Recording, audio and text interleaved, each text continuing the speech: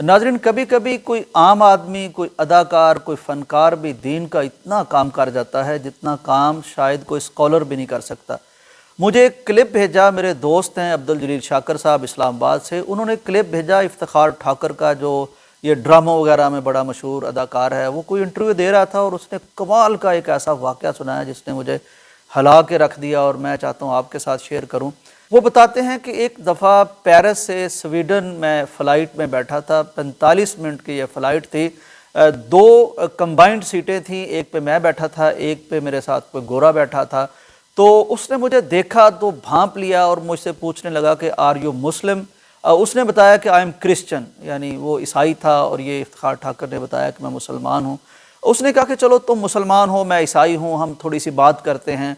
इफ्तिखार ठाकर कहता है कि मैंने कहा देखें जी, ये 45 मिनट की फ़्लाइट है, इसमें कोई लंबी बात तो हो नहीं सकती, कोई एक आध सवाल आप कर लें, कोई एक आध मैं कर लेता हूँ। तो उसने कहा यूर टर्न इज़ फर्स्ट, पहले आप सवाल कर लें जो भी करना। कहने लगे कि मैंने अब उससे पूछा, चूँकि वो ईसाई था, सैयदा मरियम अलैहिस्सलाम का मानने वाला। तो मैंने कहा कि देखें, सैयदा मरियम से मेरा और आपका रिश्ता क्या है? मैं मुसलमान हूँ, तुम ईसाई हो, और सैयदा मरियम वो हज़रत ईसा अलैहिस्सलाम की वालिदा हैं, तो हम दोनों का उनसे रिश्ता क्या? उन्होंने कहा जी वो हमारी माँ है। कहने लगे तो हम भाई हुए। इफ्तिखार ठाकर उन्हें कहता उस ईसाई को, फिर तो हम दोनों भाई हुए। उसने कहा नो डाउट हम भाई हैं। कहने लगे कि अब मैं आपसे एक सवाल करता हूँ कि एक शख्स वो है जो सैयदा मरियम के करैक्टर पर, उनके किरदार पर, उनकी इफ़्फ़त और पाकीज़गी पर सवाल उठाता है और इल्ज़ाम लगाता है, और एक वो मज़हब है या वो अपना शख्स है जो सैयदा मरियम की पाकीज़गी की गवाही देता है, उनके किरदार की गवाही देता है।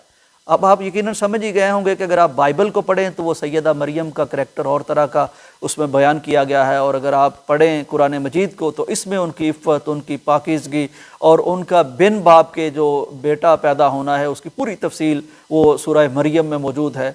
वो कहने लगे कि मैंने कहा नाउ योर टर्न, अब तुम्हारी बारी है, तुमने जो सवाल करना है कर लो। कहने लगे वो शशदर रह गया, खामोश हो गया। मुझे कहने लगा कि मुझे अपना नंबर दो, अभी मैं कोई क्वेश्चन नहीं करना चाहता, I will call you later, बाद में करूँगा। कहते कि मैं पाकिस्तान आ गया, और कुछ दिन बाद उसकी कॉल आई तो कहने लगे हाँ पाकिस्तान पहुँच गया। मैंने कहा हाँ पहुँच गया हूँ। इफ्तिखार ठाकर अपने उस इंटरव्यू में बताते हैं कि 11 दिन के बाद मैं उम्रे के लिए बैतुल्ला चला गया। ऐन उस वक्त जब बैतुल्ला मेरे सामने था, मेरे मोबाइल पर रिंग बजी, ये डैनियल उसका नाम था, उसकी कॉल थी। मैंने पिक की और मैंने उसे बताया कि तुम्हें मालूम है मैं इस वक्त कहाँ हूँ? आई एम इन बैतुल्ला, और do you know what is Baitullah? फिर मैंने उसे बताया कि बैतुल्ला हमारी मुक़द्दस, यानी एक बहुत मुक़द्दस जगह है, यहाँ जो भी एक अक़ीदत और शौक़ से दुआ की जाए मोस्ट प्रोबेबली वो पूरी हो जाती है।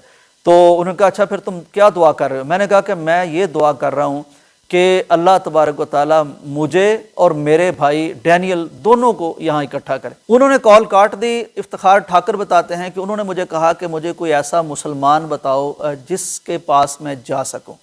तो वहाँ कहते हैं कि मेरा एक दोस्त था, मुसलमान था, नज़ीर उसका नाम था, उसका मैंने नंबर भी दे दिया, एड्रेस भी बता दिया।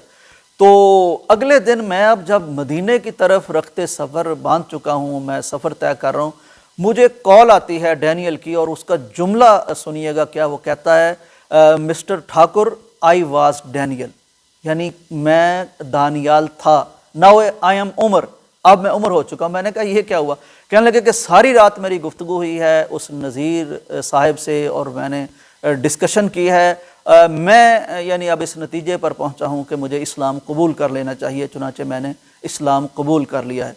नाज़रीन, ये मैं बात सुन रहा था इंटरव्यू में और मेरी एक अजीब भीगी हुई कैफियत बन रही थी कि कई इसमें ऐसे पहलू हैं जिन पर हमें गौर करना चाहिए। एक तो ये कि हम ये कभी नहीं जान सकते कि हर इंसान के अंदर क्या ताकत छुपी हुई है, या किस मौके पर वो इस्लाम के लिए कौन सी शॉट खेल जाएगा, या उसका इस्तदलाल, या उसके सोचने का तरीका, या उसका इस्लाम पेश करने का क्या खूबसूरत तरीका हो सकता है कि वो एक जुमले में किसी शख्स को मुसलमान कर दे।